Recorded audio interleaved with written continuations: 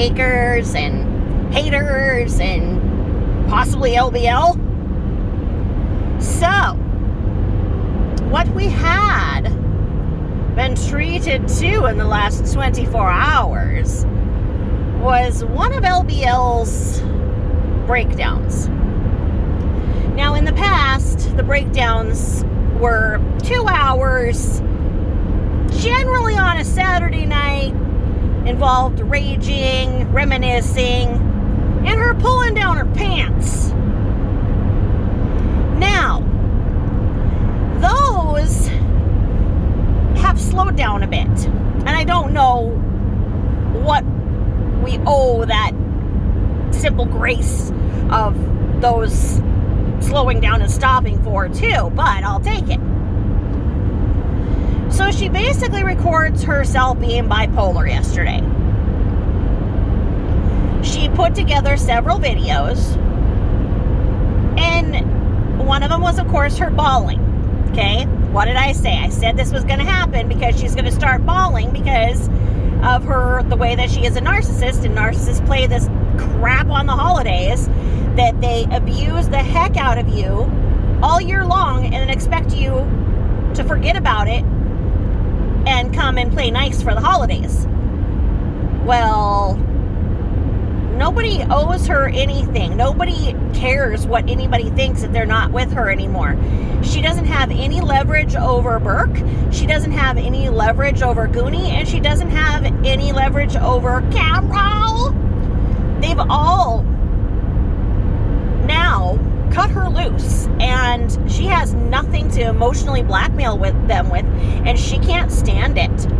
Last year, she tried to pull the Thanksgiving crapola, trying to manipulate Goonie into coming over and signing a student loan for Burke.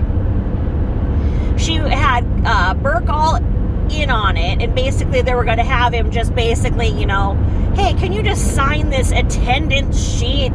And it would actually be him co-signing for a loan. And Goonie got wind of it, and he's like, you know what? I'm not coming, and damn you for trying to trick me into this and act like you gave a crap. Because she was saying, oh, she just wants her family together and everything. Well, it's not her family. Goonie got rid of her a long time ago. He did not want to be with her. This was totally a 90-day fiance, Danielle Muhammad situation. It lasted longer because it took him longer to get his green card, and he was not going to pork her. He really tried not to. I mean, the cruise ship, yeah, it's a once and done. Took money from the grandpa. It was done. But then when it continued on, she wanted to get pregnant to hold him down. She wanted an anchor baby. And, oh no. He really tried to avoid that WAP, but sometimes that WAP was big and full of teeth that he couldn't fight back hard enough. Hence the arrival of Burke. There had to be a C-section. You know damn well she refused to push because she wanted all the drugs. And don't come for me! I have given birth vaginally, and I have some belly babies too, so don't come for me saying, oh, you said that C-sections are because you don't push. Oh, no! Nope, I said because she wouldn't, because you know her. Because those hips she has, those are baby-making hips. Like, she just had to, bend over that big ass, and the child would fall right out. But you know that she sat there in the bed and was like, I want my mom. I mean, can you imagine her in labor? Can you imagine her pregnant? Oh. So anyway, she's sitting there bawling because no one is going to come and be with her for Thanksgiving, right? And then apparently one of the followers or whatever dared to say, don't cry. Well, whoever said don't cry is now looking to be a proud member of the Bakers, because you dare to say something like that to her, like, don't cry, or it'll be okay, or don't worry. That is her pet peeve. That's technically giving her advice, and she doesn't know what kind of a person you would be that you would tell her something awful like that. Don't tell her that. It is her right to have her emotions, and she can't stop them. Then she pulls up her freaking salad, and what do you know? Those tears turned off. So she can turn them off and on, and she showed it. And then when she was done making sure that she got all of the extras, all of the food with the food, well, then what do you know? The tears came back on. So then she started with her insanity of, I'm a good person. Like, frickin' shut up, Stuart Smalley. She's like, what? I'm a good person. I'm generous to some people. And I'm good. And yeah, I get my animals, and it's up to me to give them a good life. And yeah, so sometimes I yell. I'm a yeller, and sometimes I feel like I'm not the best pet parent, but I'm all they've got. In other words, she keeps paving the road, paving the road. She's trying to get rid of Friday Doobie. I bet you there's an ad right now on Craigslist trying to get rid of Friday Doobie. That's usually where she pushes them off, pawns them off. Is on the Craigslist. So, Friday Doobie, don't be afraid. You couldn't get me worse. Well, no, you couldn't. So anyway, I thought those alligator tears were hilarious. And then it was just her babble. And she's like, oh, you got a lot of babble. I hope you guys are happy. Like, you have no content. You have absolutely no content. And more about her blabbering that she didn't get down to the post office for her coffee machine. Coffee! So anyway, I found out that, like, the best coffee, first of all, get your own bags. Get your bags of coffee, okay? I do imbibe in Starbucks coffee. I get the bags of them and I ground them. I have them ground in a 5 or a 6. And then I put them in my K-cup adapter. So I have the adapter that fits my K-cup, my K machine, whatever. Keurig. Freaking COVID brain. And then I get my creamer, whatever creamer I want. And then I make sure that I put the creamer in the bottom. And then I pour the coffee over, right? And then I do a couple of stirs. So I make sure that the bottom creamer goes to the top of the coffee and just kind of reverse it up a couple times. And then I got this thing. It's this little handheld whip thing. I got it because I wanted my chai tea to taste like more milky, like kind of frothy. And so I went online and on Amazon actually and looked for the best milk frother. And all these people were talking about like this $5 or $6 handheld frother thing. I think the name is like Remeel, R-E-M-E-E-L. I don't know. Either way, it was like $5 or $6. It's silver. I think it takes 2 AA batteries, and I'm just using Dollar Tree batteries, and I mean the thing has lasted me 2 months so far, and I haven't even had to replace the batteries. And I put it in the liquid first, because if you don't, then you're gonna get coffee splattered all over yourself. And trust me, it's what I do with my freaking COVID brain. But anyway, so you put the whisk, the little aerator thing under, and then you just kind of get it going and then kind of incorporate the air. So you incorporate a little bit of air with the coffee, so you're really aerating it, and you can get some serious foam. The coffee then just tastes like a latte no matter what you've done, because like I love to get the seasonal flavors, pumpkin spice, peppermint, whatever. And than with coffee, like I say. And I mean, honestly, when you break it down, when you've done that and you've gotten your own coffee and ground it and everything, I mean, you're not paying, I don't think that it averages out. I've probably averaged out like 50, 75 cents a day, I would say. I mean, because I used to be a Starbucks-aholic, and I would drink probably three drinks a day. Had no idea why I had IBS. Like, I had no money and I had real bad IBS. Yeah, I cut both habits out. You know, I still have no money, but I'm not running around crapping everywhere. But, anywho, that's how you get your own decadent coffee. Okay? So no matter what she says, because she's going to get that Nespresso, and, you know, the Nespresso looked like a good concept, and I wanted one. But they're expensive, and the little pods for them are expensive. And, they had one at work, and it, you know, it was like one of the treats that the boss had bought for us. And after the ooh and ah was over, after like the first month and stuff, nobody really used it. It was, you know, a pain in the arse to go and get some water and everything, and then you had to buy your own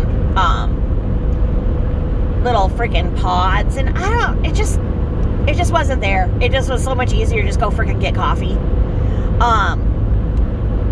So, I mean, and for some people, probably it works great. You know, for everybody, there's something. But for me, like I say, the best way that I found is, and it's not easy to find the right adapters for your Keurig. Not all adapters are equal. You have to find the right adapter for your Keurig. It doesn't mean that the one that they have in the store is going to fit. So you have to find your model of Keurig and which adapter. And then when you buy a new Keurig, because if your Keurig dies, which they do, then you have to like go and find the right adapter. And I mean, I think I have like 10 adapters now, and there's I think 2 or 3 of us that drink coffee every day in my house. So I don't know. I mean, I think that's the best and most economical way to do coffee and have it taste decadent coffee. But we'll just have to be subjected to her boring us with what she thinks is decadent, and oh, that'll be just wonderful. And then the holidays. And see, here's the thing, because you know that she's Jewish. She's Jewish Christian. I was going to say Jewish American, but that doesn't make sense. I'm sorry. I don't want to be attacked for not being culturally appropriate. I'm doing the best I can. But, so she is. Yeah, both her mom and her dad are Jewish. That's right. So why? Well, I don't know what the hell her problem is, because then Aguni is a Muslim. So I don't know. I'm so confused, because like she tried to do the Christmas thing for Burke. And, you know, she has little Christmas tree ones, you know, it's worse than the Charlie Brown Christmas tree, and had to make this big thing about, oh, she had this Christmas tree, and she just fails at everything she does. Just fails. But in her mind, she thinks she's mastered it. And it's just really weird. It's like the biggest, weirdest thing of like the combination of Shallow Hal and the Truman Show. Like, that Shallow Hal movie was this, you know, larger chick, and she was under the impression that she was skinny and beautiful, and just couldn't figure out why people didn't see her in the same way she saw herself. And I just see that in her, and also the Truman Show, because she acts like she's just, everything is a TV show to her. Like, in her mind, she is a Real Housewife of the Beverly Hills, or south side of Brookline. But anyway, so the news is kind of slowing down on the Gabby Petito. There's really nothing more to say. The FBI had those notebooks, and they said that they were going to be able to decipher some things and share that, within like 3 days or whatever. And they didn't. They probably don't know what to do. I soak the frickin' notebook in some rice. Okay, put it in a Ziploc and some rice, dry it out, and you'll see. And the fact that they thought that they mistook Brian's mother for him, like they called in and they're like, oh yeah, we have eyes, yeah, Brian just went in the house. It was his mom. I don't even know. It makes it look like the family's a real jerk, for not talking. But sadly, that's our society, because we don't have a lot of skilled investigators, shall we say. So if you are in a position where you are being questioned about a crime, if you do remain silent, whether or not you've retained legal counsel, if you do remain silent, they don't have anything. 9 times out of 10, they don't have anything. They use what you say, and what you say can and will be used against you. Now, I think that the parents are a bunch of jerks. I really do, and I think it's a tragedy all around. I think that Brian was a piece of work and probably emotionally battered his family as well as Gabby. And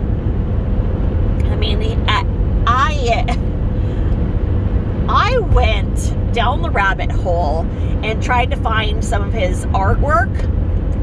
He was selling his artwork prior to him going on the road with Gabby. And he drew the most gory, satanic, Hellboy, sick, freak crap, murderabilia looking crap, that like if I would have seen him drawing it, I would have slapped him. Just gross stuff. And you used to be able to Google it, and it's mainly all been taken down now. I don't know how that disappeared. I don't know if the attorney was able to get in with the parents and get some of that stuff taken down. But if you can try and find it and see some of his, and now his work will probably start turning up and be actual memorabilia, like it'll be worth some money, which would be sick. But just gross things, and it makes it, because we all see that, grinning, charming idiot, trying to act like, oh, yeah, and then all of a sudden he's like, yeah, because he won the freaking lottery of having the situation turned around, and he looked like he was the victim. Like, he was so thrilled he couldn't believe himself. And so you still have that little kind of grinning, goofy kind of look, which we've all seen through now. We all know was an act. And you see that in LBL too. You see that, oh, smiling, whatever. Looks like it would be your best next door neighbor, friend, and everything. If you just ran into her in the store and you're like, oh my gosh, let's be BFFs, let's go to happy hour. And then you find out right away that this person is not what they seem. And that's exactly, Brian Laundrie was a narcissist. And I think that there's a lot more that we need to talk about as a society about mental illness and how it pertains to our daily lives, our workplace, our family structures, and how to manage them. Because the answer isn't to put them on SSI like Lori and then make them never have to earn a living, that they're just paid to go around and hurt people.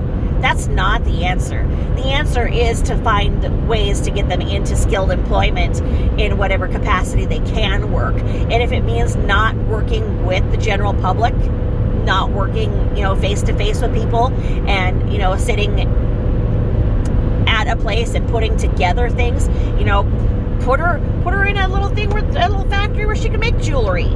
And it's given supply so she doesn't make the hideous crap that, she's making. Let her go and make jewelry for a living in a factory that has this needed to be set up, that they need this and this to put together. If it's something that you like and it's your passion and your mental capabilities allow you to do it, do it. It just does not do anybody any favors, our society, anybody. It doesn't do anybody any good to just reward somebody and have them live off of other people's taxes because they learned how to throw fits. It's not right. It's not right. But I don't know where Brian Laundrie could have gotten a job. I don't think that it's been revealed really where or if he ever had worked. Isn't it that his parents owned a juicing company, and then it was coming out that his mom worked for the prosecutor or works for the state attorney? I don't know. There's something there where the mom has an awful lot of connections in law enforcement and government as a whole, and they're not necessarily King Midas. They're not full of money, but they have enough money and enough connections that they could have pulled off what we think they pulled off. So that's wrapping up. I am a people watcher. I like to figure things out. I like true crime, and I like to people watch.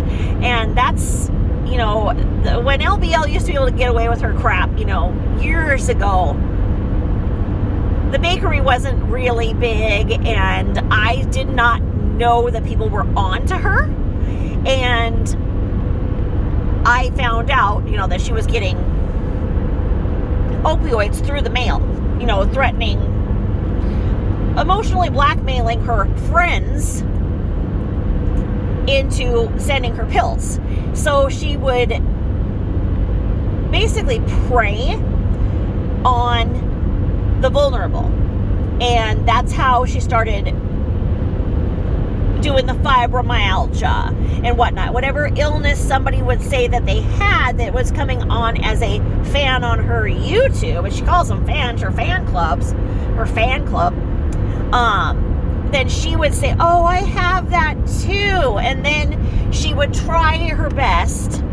And her version of fibromyalgia is this weird arm pain that comes at 7 p.m., maybe every third Thursday of the lunar cycle. I don't know. But it was just comical. So she would become like a hypochondriac with whatever illness somebody else said they had. She would start to say, oh yeah, I have it too. So then that person who's actually suffering could really relate to her, and then she'd be like, oh, but you know what? Oh, I don't have any money to buy pain medications for it. You know how bad it hurts, and they're like, oh yeah, well, I have Vicodin for, does that work for that pain? She'd play all dumb. Oh yeah, and then, well, could you maybe send me some so I could try it? And then it was like, then month after month, well, do you think that you could send me some, because I can't get any, and I don't have any money, and everything. It was all lies. And so I saw her do it. I saw her do it to a person who was close to me. And when she had her Facebook, it was quite the shit show. Okay, she was doing scamathons nonstop, and Facebook shut her down. She had her Periscope shut her down. So I'm surprised that YouTube has allowed her to stay this long, but she had it good for a while because she was on YouTube and actually had paid sponsorships. And now, of course, that won't happen. And then when Shawnee propped her up real high, so that she could be her buddy at conventions, then, she got in the MLM business. And think about it. She could do those things. She could do all those things. So why can't she work? If she could have the skills to manipulate to that much, to coordinate people to send things to her. She's got a freaking brain in that thick head of hers with a Brillo pads on top. So she's not incompetent. I mean, yeah, she's incompetent. It's tough. It's tough because when she wants to work, when she wants to make things work, when she wants to get something done, she does it. But it's only when she wants it. And that's not fair. Do you think that most of us want to work until we are too old to not work? No. So then do we go and feign illness to the point where... But that's the thing too, because it's not even like you can feign it. You have to actually have people go along with the lie and everything. Lie about your address, lie about this, have people hide your money. And that's what she did, because she's got a cohort in it. She's got her mom was her freaking Patsy, Bonnie and Clyde, Lori and Carol, the ladies who lunch. So I don't know. How much longer do you guys think she's gonna have? Friday, Doobie. I don't know. I don't see it going through the winter. I mean, I don't know. I think she's gonna get rid of him pretty quick. It's gonna be something like, oh, she needs to move and she can't take him, or I don't know. She should figure something out. And then, so I don't know. Was her bawling? Was she saying that Burke isn't coming home? That he's gonna be with friends for Thanksgiving or something? I hope so. Well, the more he stays away from her, the better he does. The more he stays with her, the faster he declines, and you can just see it. So, have a great weekend, peeps. And, watch the alligator tears and laugh how they can be shut down when she says she can't shut them down. Alright? Thank you for listening, and please subscribe. I'm up to 83 subscribers right now. I mean, that's like, I am kind of one of the top YouTubers, don't you think? I mean, at 83. I mean, I know a lot of you can't subscribe because it will reveal she'll see ya, but use your altar. Use your altar. Give me some subbies. I can make it to 85 by the new year. Okay? All right, y'all. Have a happy weekend. Thanks for listening.